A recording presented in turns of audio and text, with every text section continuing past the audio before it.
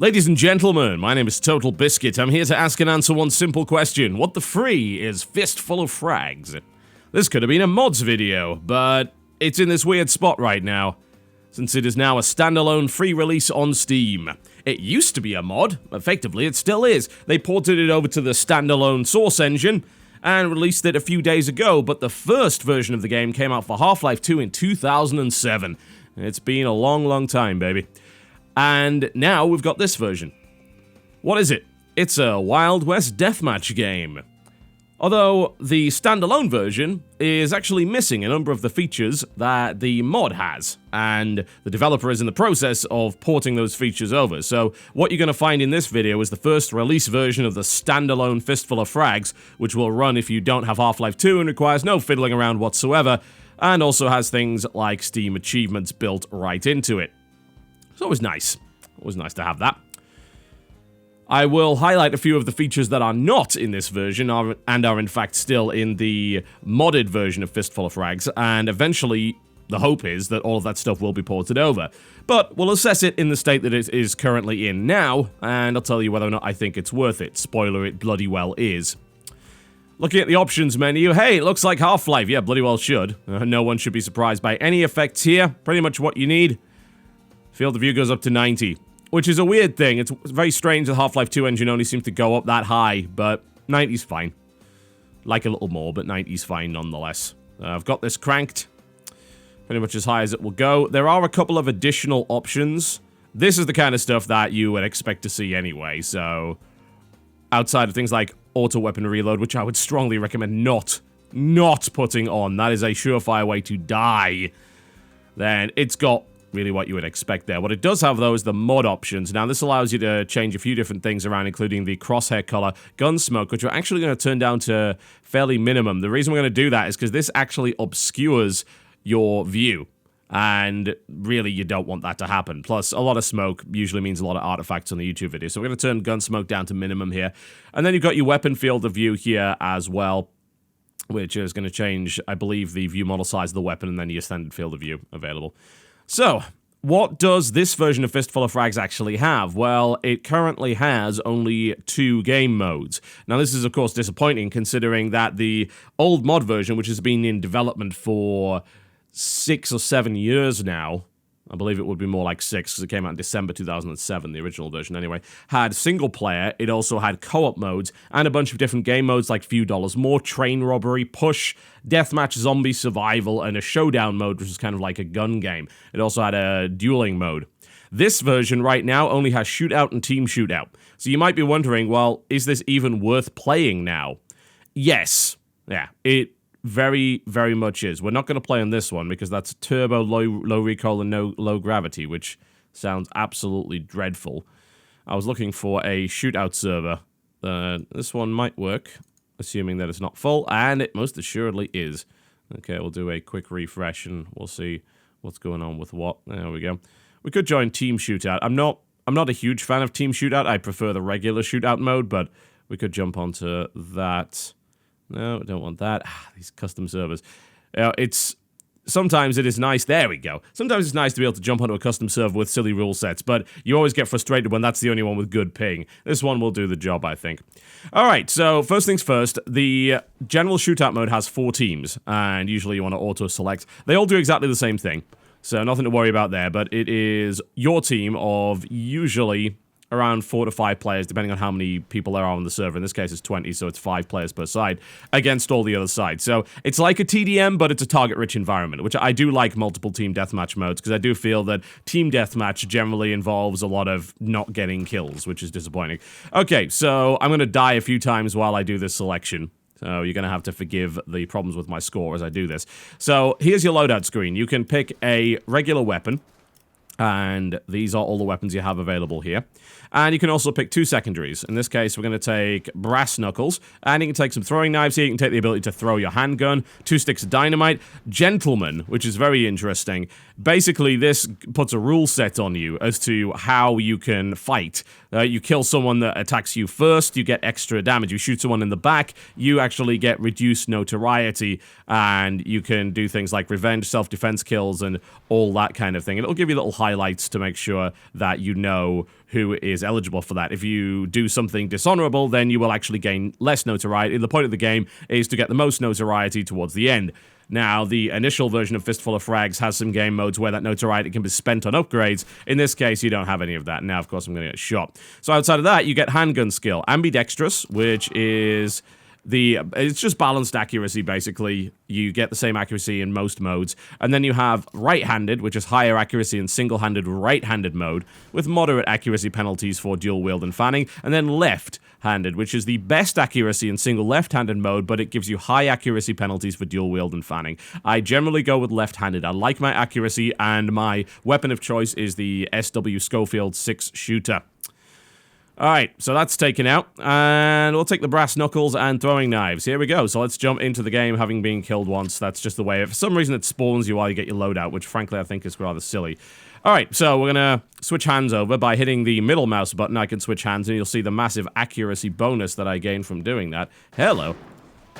And as you can see, I don't have the gentleman, so I am not overly concerned at all with honor. And that guy goes down, but I die as well. So, can I run around and just shoot people? No. You see why you can't see the crosshair? Yeah, if you move that fast, you are very unlikely to be able to hit anything. In the left-handed accuracy mode, I can hit things while moving, but with great difficulty. If I hit the Alt button to walk, I will get a bit of an easier time when it comes to the aiming. Hello. Yeah. 1 down, 2 down. And that is me almost out of ammo, but that was a decent little streak. We like that. The point of a lot of these guns, or I suppose I wouldn't even call it a gimmick, you know. One of the key mechanics to this game is that aiming is actually quite difficult. And as a direct result, you need to be extremely careful with how you do it. There's one guy up there. This is not a good position to be in. Gonna go and finish that guy off. There we go. And grab his throwing knife off the ground. You've got to stop moving and aim and be extremely careful in order to have any chance whatsoever of actually killing somebody. Got the throwing knives out here, which against a dual-wielding guy is probably not the best of ideas. Alright, we're relying on kicks. Now I was killed with a hatchet, how unfortunate. This adds a degree of tension to the game. Also, you haven't seen it yet, but reloading times are really, really long in this game. Let's reload to show you. This is one of the quicker reloading weapons, yeah? There are other revolvers which have to be reloaded 1 bullet at a time, which are quicker on the reload when you only have to reload, say, a single bullet, but if you have to reload the entire drum, then it will take a while. And then there's a top-tier revolver that can take about 20 seconds to fully reload. It takes ages. Things like the Henry's rifles and the shotguns have to be reloaded 1 shell at a time as well. Oh, hello. Speaking of a shotgun, got ourselves a sawn-off, and if we want, we can actually dual-wield that. For some reason, there's a little bit of a bug when you go left-handed with weapons like this. As you can see, the shells kind of float off to the side here. I'll just use this gun for the time being, and... hello. And we missed, not good. Alright, where's my bloody weapon? There it is. Alright. Jeez. There we go. I was going to say, I wanted to get dual wield sorted out there, but I think there's a button for it, but I usually just use the mouse rolling, which is probably a mistake. Alright, let's go get this guy. There you go. That's what we like to see. Get these things reloaded. There is a very good akimbo system in this game, actually, that works really well with most of the one-handed weapons. You can dual wield pretty much any of them, although if you're playing left-handed like I am, then your accuracy with that is not going to be so good.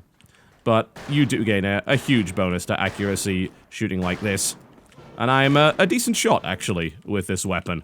I've practiced quite a lot. I was playing almost all day yesterday. I just really got into it in a big way. So, the only gun that I usually use is this revolver. And I've got pretty solid at it.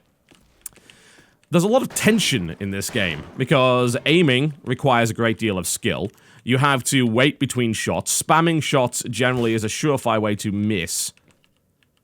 This is obviously not what you want. You have to be extremely patient, but obviously you don't want to stand still for too long either, because that makes you a huge target. Yeah, bring it. Absolutely. Let's get ourselves a Colt Navy there as well. Make sure our guns are reloaded. This reloads 1 bullet at a time, as you can see.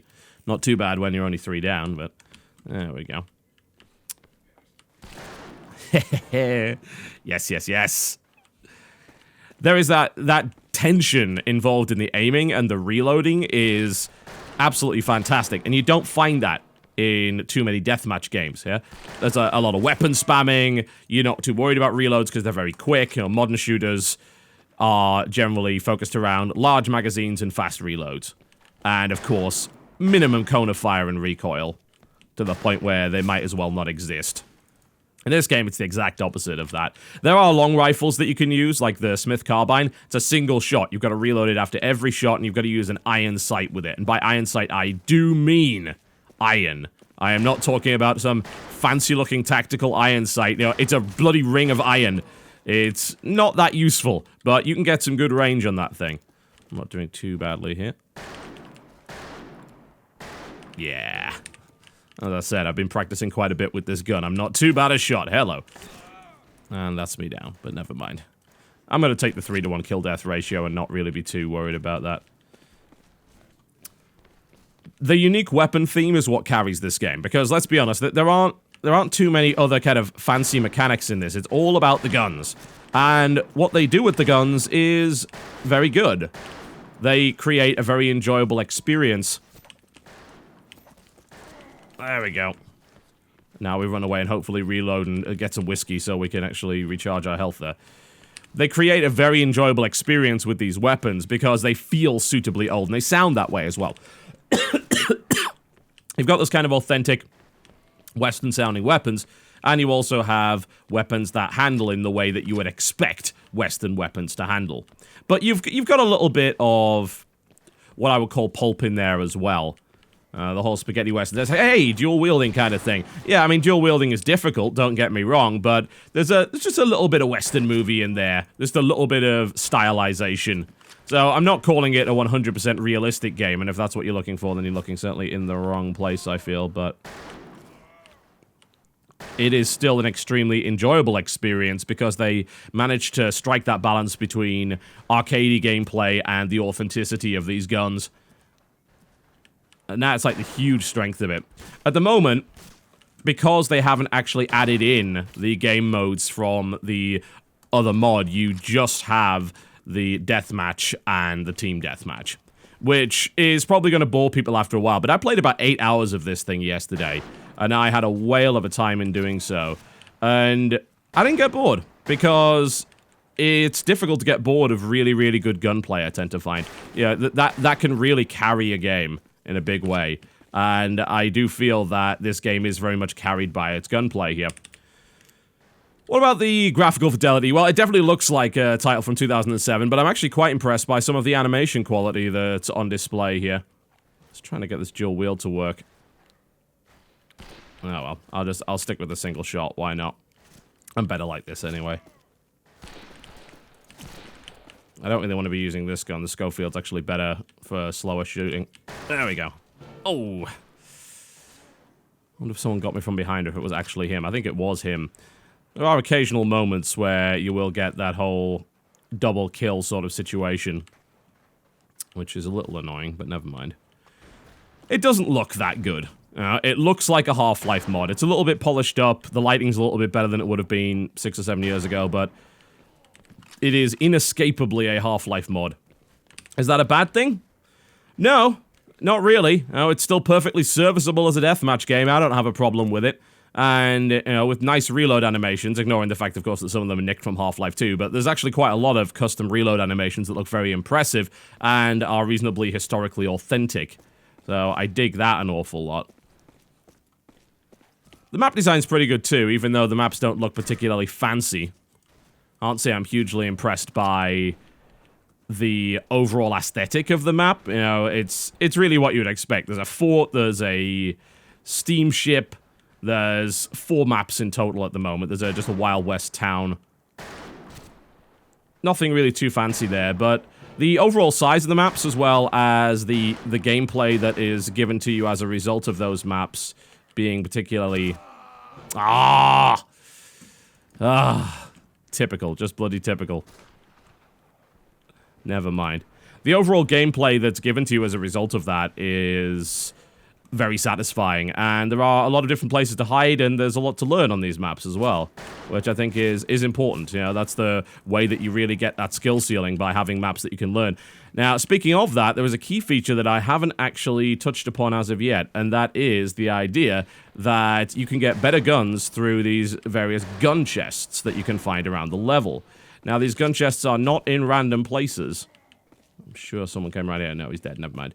They're not in random places. They always spawn in the same place on every level. I don't know this level too well, so I couldn't tell you where most of them are. I'm pretty sure one of them is through here, though. There it is. That's one of the lower tier gun chests. I'm probably not going to get anything too interesting from this. This is good if you want, say, a second weapon, but I can get myself a hatchet from here as a melee weapon if I wish, and I can also throw that. There are 2 more tiers of chest. Hello. He's friendly. Never mind. There are 2 more tiers of chests, the red chest and the gold chest. The gold chest heals you entirely and gives you top tier weapons like the pump shotgun, as well as the sniper rifle, which is a very long-scoped kind of weapon. And there was also the revolver that I was talking about earlier that actually takes... Oh, damn it. The revolver that takes ages to reload, that comes from there as well, but it is a powerful and accurate weapon. And then on the red one, you get things like the coach gun, which is a double-barreled shotgun. You get the Henry's rifle, which is a repeating rifle. And a bunch of other fairly nice weapons. So, keeping control of those areas is vitally important. Yeah, you sit down. Almost had him as well. That was a disappointment. Keeping control of those areas is very important, and since they spawn in the same place every time, you know, camping can be a problem, but the aim of the game is to get maximum notoriety, and you're not going to get that by sitting on a chest. So, you need to be up and active on the map and killing people, and that's a very good place to find new players. They figure out where the chest is and decide to camp it, and then you just go in and bloody well murder them. Toss a stick of dynamite in there, have a laugh. It's always good. Hello. It looks like I am being surrounded. Yeah, I don't think so. I'm not locked in here with you. You're locked in here with me. There we go. This is going okay. Had a pretty rough start, which is unfortunate. I think we can make up for that. Oh, or maybe not. The guy's quicker on the draw than I am. Spawned right next to a red chest. Sweet. We'll get ourselves a coach gun here. I'll show you something fancy. Oh, God! He almost had me there.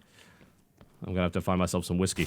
You might have noticed this game does not have regenerating health. You have to drink whiskey in order to regenerate your health, which in turn makes you drunk and affects your accuracy. So there's a little bit of a trade-off there. Do you want to run around with perfect accuracy but low health and the potential to die in one hit? Or do you want to get back up to full health and be able to take a couple more bullets? You can't take too many bullets in this game. A lot of weapons, at least the heavier weapons, are one-shot kills to the head. It takes... usually anywhere between 2 to 3 body shots to take someone down with a revolver. The body does a little bit extra damage. Hitting them in the arms and the legs obviously does less, as you might imagine. Nothing particularly surprising about that. Hello. And GG. 3rd place. Not too shabby. Can jump into another one. I can show you another map here. Also, change up my loadout to show you what's going on with some of the other weapons. Maybe get the Smith carbine out. Not a great shot with that, but I can show you what it does at least. And show you one of the other maps here as well. This is actually my favorite one. This is just the Wild West town. Okay, we'll pick up the Smith carbine, and we'll set up for ambidextrous. We won't go gentleman. That's actually a bad combination with that. We can get some dynamite. There we go. Dynamite and brass knuckles. Why not? That sounds like a good little setup. Alright, so the Smith carbine, as you can see, has iron sights. It takes a long time to scope in. And it is difficult to shoot with, but if you hit someone in the head with this is a one-shot kill. So, we're gonna go and try and find ourselves a good place to be. Oh, hello. Oh dear. This is probably not gonna work out well. I'm gonna light my dynamite. Which didn't do a damn thing, but it felt good. You know, I felt defiant going down that way. Hello. There we go. And there is hello as well. It's a good job they weren't paying attention. Alright, well, we can get ourselves a... this is the blue one, so... I'll get myself a Schofield, so at least I have a sidearm. You can actually carry quite a lot of guns in this game, but they do slow you down, which is kind of a big deal. So, the more guns you get, the slower you will move, and an easier target you will certainly be. I want to... Hello. I want to try and get just a perch on the roof, which should be possible. Need to be careful. If you miss with this gun, that is it. You are very much toast. I was hoping he would come past that way, and then I could blow him up with that barrel. Not to be, it would seem. We'll head up here instead. There we go. The game has a surprising amount of depth, considering it's just a deathmatch and team deathmatch game. Each of the weapons takes quite a lot of time to master, and while I would say that there are some weapons which are perhaps better than others, I don't think there's even a question about that one. I should be able to take him out from here. Henry's rifle is a rather nice little gun, as I think you can probably tell. Ouch. Although the Smith carbine does have a better headshot ability. It takes a long time to learn each gun and the nuances of it and the way that the weapons handle. And I think that is a real plus, because it does add to the skill ceiling in a really, really big way. And they feel good too. You know, I love the fact that you have to reload so regularly with these guns. That's something that you just don't generally see in a lot of modern games. And that's the wonderful thing about mods, honestly, because mods allow for this kind of thing to happen. And they prove that there is an audience for it. There's no doubt about it. There is absolutely an audience for this kind of game. This game is doing fairly well now that it's been released on Steam. And a lot of people are really enjoying it. Myself included. I think it's absolutely phenomenal. It's really, really fun. I think I didn't realize how much I was looking for a game where accuracy was king and where you just had to be a little bit more careful about how you approached combat. And that's what this game does. And that's what makes it great. But it still has a level of action. I mean, that to some people might sound boring, but it still has a solid level of action going on with it. Because you do get those close range, very tense gunfights where every shot counts. Absolutely every shot. I love that feeling. Absolutely love it. But it doesn't come along with the associated complexity and learning curve with a game like, say, Red Orchestra. Or, of course, Armor, which is maybe the biggest possible example of a game that does that. It's still a deathmatch game. It still has those arcade sensibilities through and through. It just so happens that the game is fairly easy to learn, but certainly hard to master due to its gunplay mechanics. And that's brilliant. That's exactly what I was hoping for, and the theme carries it very, very well. I think there's certainly more that could be done with that, and I think that once the additional game modes have been added, that will happen. Once you've got things like the train robbery modes and a few dollars more and so on and so forth, then yeah, you will be in a situation where... Oh, I missed. That is bad news. Okay, dynamite, dynamite, dynamite. Are you ready for this? Are you ready for this? Oh, maybe not quite what I was looking for. I'm pretty sure he shot that out of my hand, which is crazy and entirely possible. Let's see if we can grab this red chest before someone shoots me in the head. Oh, someone shot me. Oh, it's okay, it was friendly. Oh, coach gun, excellent. Yeah, you're going down. There we go. That's what we like to see. It's the double-barreled shotgun. You can fire both barrels or the single barrel there. One thing I haven't shown you, actually, is fanning. You may have noticed that that was a possibility earlier. Once you have a six-shooter, or indeed other guns like the volcanic support that to some degree as well, although not quite as extreme, you can hold down the right mouse button, which will slow you down and reduce your movement, but it will also allow you to fan, meaning that you can fire more rapidly than usual. It's way, way less accurate, but it is useful in close range. Gotta say. There we go. Not that we're doing much close range at the moment, but you get the idea. If I head into the bank, usually there was a gold chest in here. Ooh, hasn't been picked up. Alright, let's see if I can get one of the really, really good guns. If I can get on the roof with the sniper rifle, that'll be awesome. Let's get the Sharps rifle. There we go. And now we need to get the hell out of here before someone realizes I'm in here. There we go. And we can switch over to the Sharps rifle, which is this one right here. Very difficult to aim, but very, very powerful. Makes you very slow as well. That's a good start. There we go. See what else we can get with it. There we go. It's a fun little gun. This is one of the top tier weapons you can get.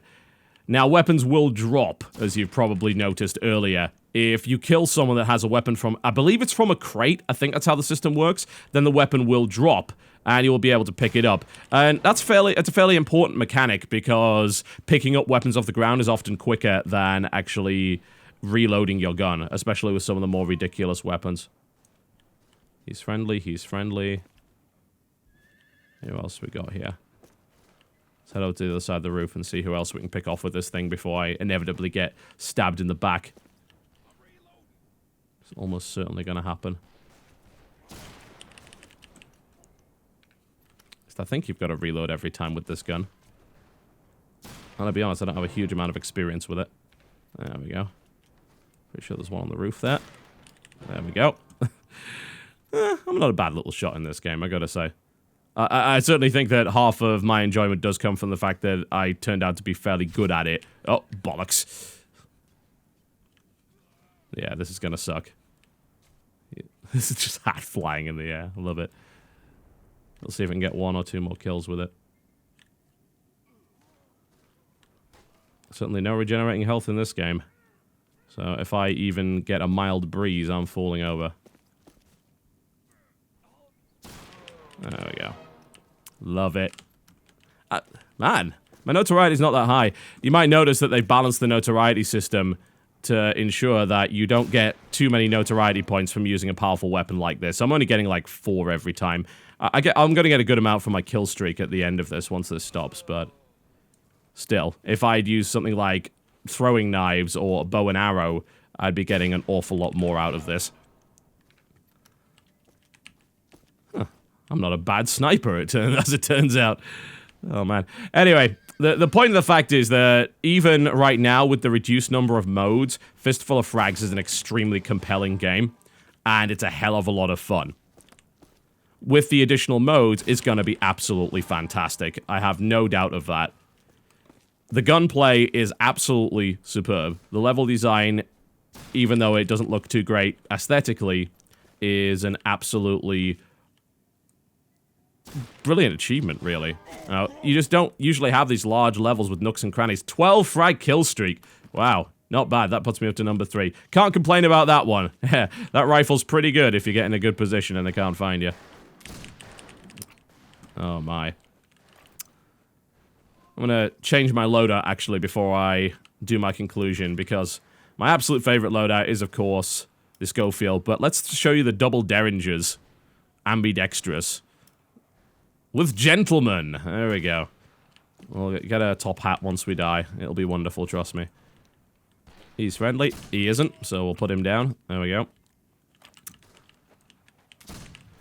And you know, it's fantastic to see this mod kind of given a new lease of life as a result of going standalone on Steam. You maybe wouldn't think that that would be that important. Well, apparently it is, because last night the amount of people playing on the servers was absolutely huge. And if we can see more mods go standalone and actually gain the popularity that they deserve, then I think we're in just a beautiful position. Yeah! Yes! Wonderful, absolutely wonderful. Grab that volcanic, I think. Reload that. Got him with the brass knuckles. Absolutely fantastic. That's worth like 3 or 4 kills, so hard to complain about that. Let's rock and roll.